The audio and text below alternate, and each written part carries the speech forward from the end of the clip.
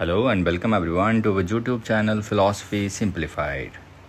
In today's lecture, we are going to discuss the very basic concept, that is nature of philosophy. Understand the nature of philosophy means to understand the essence of philosophy, the basic features of philosophy, basic characteristics of philosophy, very being of philosophy. So it is little bit difficult to answer this simple question that what is the nature of philosophy.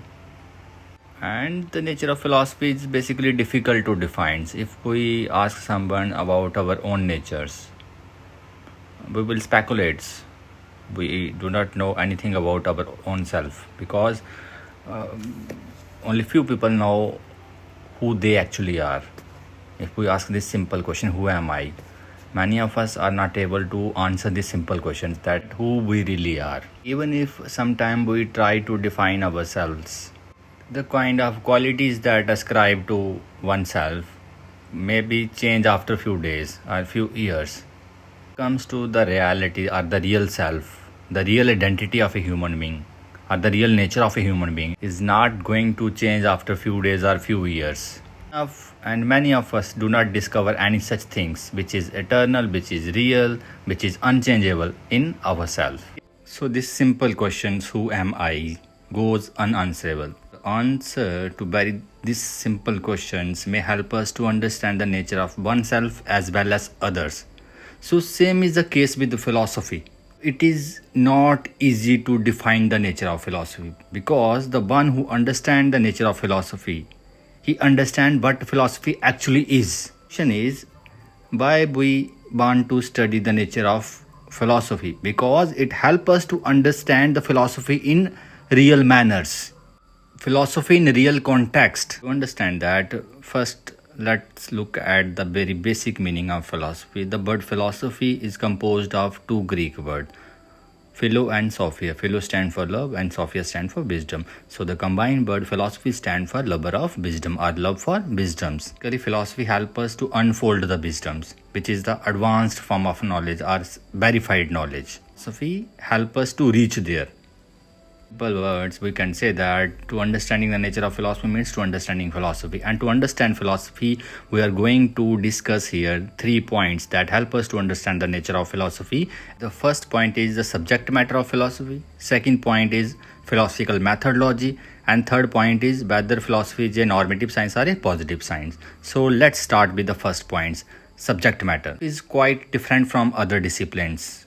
Philosophy is different from other subjects in its attempt to discover the most general and fundamental underlying principles. In different subjects, different disciplines, we deals with different types of concepts with which we approach the world or themselves the topics of inquiry. As we know that everything has a philosophy. There is philosophy of history, there is a philosophy of sociology, there is a philosophy of life, there is a philosophy of everything. When it comes to philosophy, studies the very underlying concepts that form the framework of these disciplines and uncover their foundations and presuppositions. For example, for a historian or in history, the time is the most important thing. So, a historian may ask what happened at some time in the past, but a philosopher will ask what is time.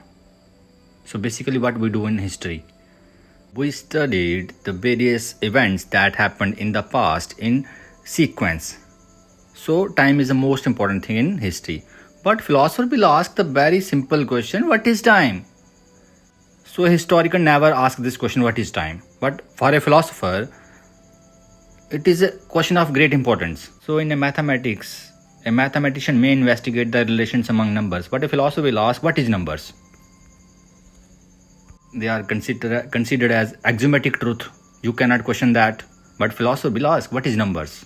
So this is how philosophical research is different from other disciplines, because in philosophy we can raise questions regarding anything. Like a physicist will ask what atoms are made of or what explain gravity.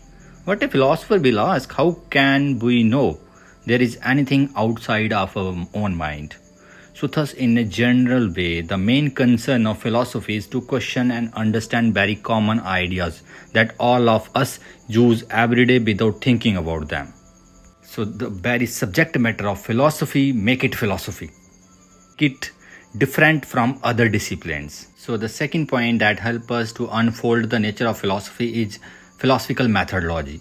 In philosophy, unlike the sciences, philosophy does not discover new empirical facts, but instead reflect on the facts we already familiar with, or those given to us by the empirical sciences, to see what they lead to and whether they are coherent.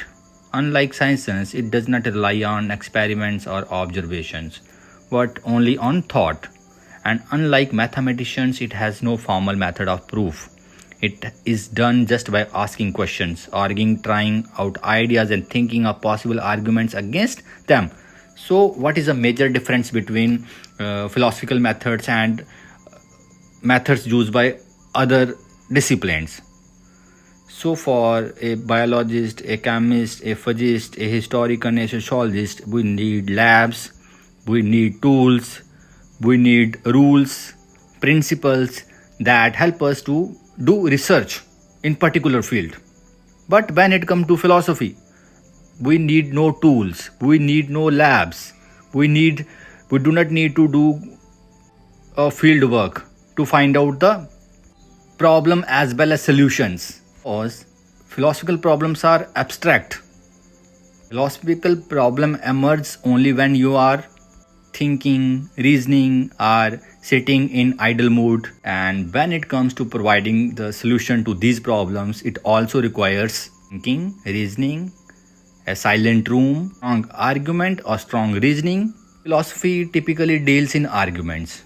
They either invent their own arguments or criticize other people's arguments or do both of these. They also analyze and clarify concepts. So here we see the clear difference between the methodology used by the philosophers as well as other disciplines. One more point that helps us to understand the very nature of philosophy is whether philosophy is a normative science or a positive science. So in the world of intellect, we have n number of disciplines like physics, chemistry, botany, geology, political science, sociology, economics, philosophy as well. And all these subjects are classified into positive sciences as well as normative sciences. Philosophy is classified as a normative science. Unlike other disciplines, philosophy tries to establish norms, values. That is, it tries to broadly distinguish between what is from what ought to be. Establish norms, philosophy appeals to the nature or essence of things. For instance, when a philosopher says that humans are essentially rational, this is not a description of the way people are, since they often act irrationally, but how they are to be. Here again, philosophy differs sharply from the natural and social sciences, which deliberately avoid any kind of value judgments. So in other disciplines, we asked factual questions rather than value-based questions, and in philosophy, what we asked value-based questions rather than factual questions. Normative function of philosophy is therefore to establish the standard or criteria for correct and incorrect way of thinking and acting. So philosophy is classified as normative disciplines, and the rest of disciplines that we have in the world is classified as positive sciences that do factual studies instead of value-based studies that we usually find in the philosophy.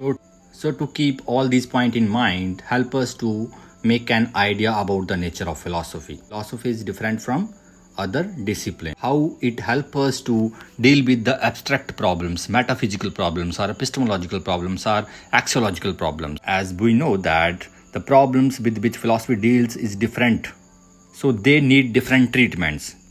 Thanks for watching.